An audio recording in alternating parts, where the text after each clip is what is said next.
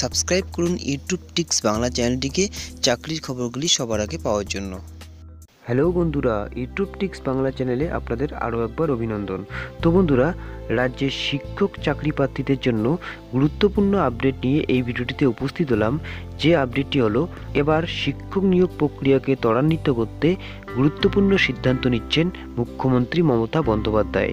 তো বন্ধুরা, আজকের ভিডিওটিতে এটাই আমরা বিস্তারিতভাবে দেখে নেব যে কী গুরুত্বপূর্ণ সিদ্ধান্ত নিতে চলেছেন মুখ্যমন্ত্রী মমতা বন্দ্যোপাধ্যায়। তো চলুন আজকের ভিডিওতে এটাই আমরা বিস্তারিতভাবে দেখে নেই। শিক্ষক নিয়োগের জট কাটাতে গুরুত্বপূর্ণ সিদ্ধান্ত মুখ্যমন্ত্রীর। তো বন্ধুরা, আজকের এই বড়সড় আপডেটটি কিন্তু উঠে এসেছে আজ বিকল পত্রিকায়। তো চলুন দেখে নেই।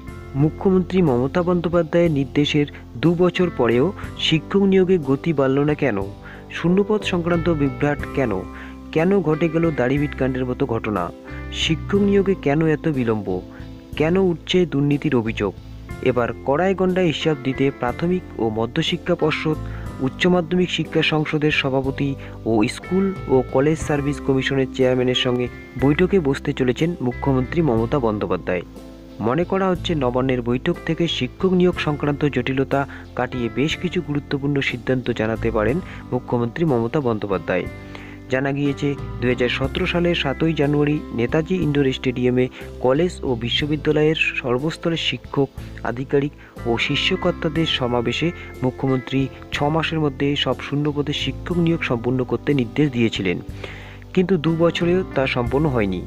শিক্ষামন্ত্রী মঙ্গলবারই বিকাশ ভবনে স্পষ্ট জানান, 6 মাসের মধ্যে নিয়োগ না হলে অনুমোদিত শূন্যপদ অবলুপ্ত করে দেবে শিক্ষা দপ্তর।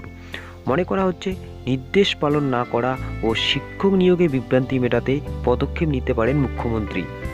5 বছরে সরকারি ও সাহায্যপ্রাপ্ত কলেজে 5,931 জন অ্যাসিস্ট্যান্ট প্রফেসর নিয়োগ করা হয়েছে। প্রাথমিকেও শিক্ষক নিয়োগ হয়েছে। মাধ্যমিক ও উচ্চ মাধ্যমিকে শিক্ষক ও শিক্ষাকর্মী নিযুক্ত হয়েছেন। তারপরও নিয়োগে অনিয়ম, দুর্নীতির অভিযোগে অস্বস্তিতে রাজ্য সরকার। প্রশ্নের মুখে কমিশনের ভবিষ্যৎ। ফলে ভোটের আগে নিয়োগ সংক্রান্ত নতুন কোনো জটিলতা তৈরি না হয় সেদিকে গুরুত্ব দিচ্ছে নবান্ন। তো বন্ধুরা, দেখতেই পারলেন এই বড়সড় আপডেটটি শিক্ষক চাকরি প্রার্থীদের জন্য, যে এবার কিন্তু শিক্ষক নিয়োগ প্রক্রিয়াকে গতি আনার জন্য গুরুত্বপূর্ণ সিদ্ধান্ত নিচ্ছেন মুখ্যমন্ত্রী মমতা বন্দ্যোপাধ্যায়। তো বন্ধুরা, আজকের আপডেটটি এই পর্যন্তই। আপডেটটি ভালো লাগলে অবশ্যই একটি লাইক করবেন। তার সঙ্গে এই চ্যানেলের পরবর্তী ভিডিও পাওয়ার জন্য অবশ্যই চ্যানেলটিকে সাবস্ক্রাইব করবেন এবং শেয়ার করবেন। তো আজকের মতো এই পর্যন্তই। দেখা হচ্ছে পরে একটা নতুন ভিডিওতে। ততক্ষণের জন্য ভালো থাকবেন, সুস্থ থাকবেন।